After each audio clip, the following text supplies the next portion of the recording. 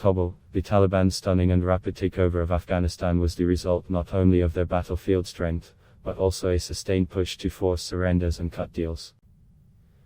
The insurgents mixed threats and lures with propaganda and psychological warfare as they took city after city, some with barely a shot fired, eventually capturing the capital Kabul.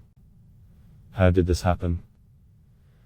As foreign troops began their final withdrawal in May, Washington and Kabul were confident the Afghan military would put up a strong fight against the Taliban. With more than personnel and multi-billion-dollar equipment more advanced than the Taliban arsenal, Afghan forces were formidable on paper. In reality, they were plagued by corruption, poor leadership, lack of training and plummeting morale for years. Desertions were common and thus government inspectors had long warned that the force was unsustainable.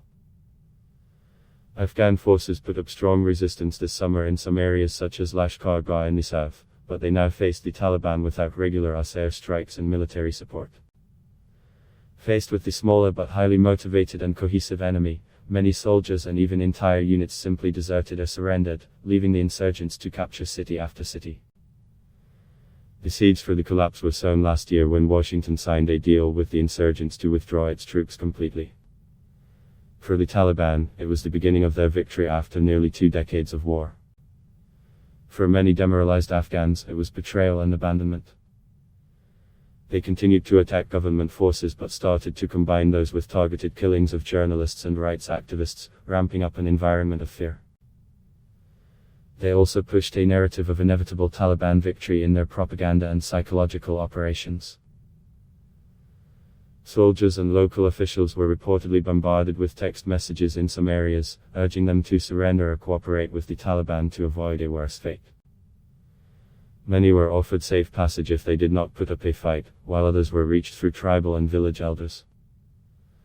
With Afghan forces unable to hold off the Taliban advances, many of Afghanistan's famed and notorious warlords rallied their militias and promised a black eye to the Taliban if they attacked their cities.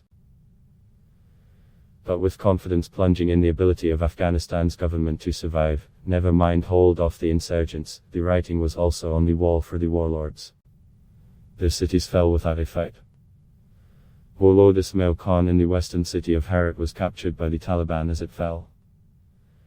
Abdul Rashid Dostum and Atta Mohammed Nur in the north fled to Uzbekistan, as their militia members abandoned Humvees, weapons and even their uniforms on the road out of Mazar-i-Sharif.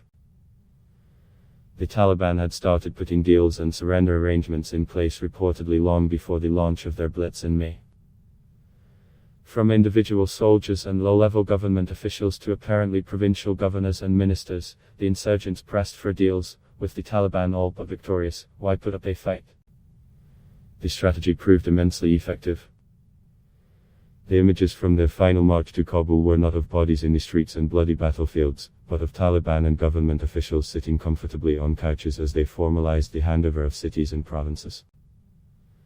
According to one reported's estimate, less than a month before the fall of Kabul, the Afghan government could collapse in 90 days. But once the Taliban captured their first provincial capital, it took less than 2 weeks. Ad block test. Why?